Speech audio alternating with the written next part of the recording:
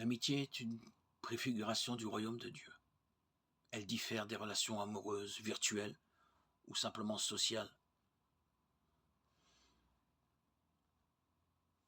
qui surabondent sur les réseaux sociaux. L'amitié est une reconnaissance réciproque. L'ambiguïté de ce mot est belle, car elle ouvre à différents sens. L'amitié, c'est d'abord la connaissance d'une identité, dans une confirmation de ce que chacun a conscience d'être profondément. L'amitié permet la prise de conscience de la beauté que nous portons parfois sans le savoir. Mon ami est celui qui me connaît. La reconnaissance évoque aussi la gratitude éprouvée en pensant à ses amis. L'amitié ne s'attache pas à tel ou tel geste, mais à l'ami pour ce qu'il est. Toutefois, cette reconnaissance ne suffit pas. Sa réciprocité est nécessaire. L'amitié englobe également une dimension de sécurité, de soutien. Nous pouvons voir l'ami comme celui sur qui s'appuie en cas de coup dur.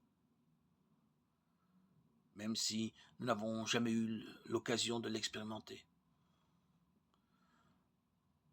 Dans une amitié, nous savons pouvoir compter sur la personne en qui nous avons mis notre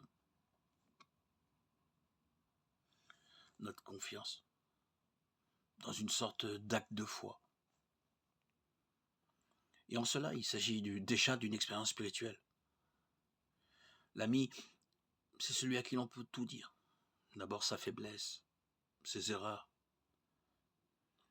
et ses aspirations plus ou moins avouables. C'est celui aussi devant qui on peut se taire sans honte.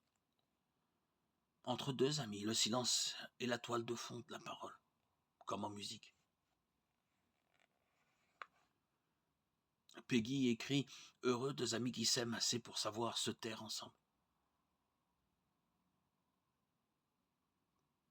L'amitié est une notion sérieuse.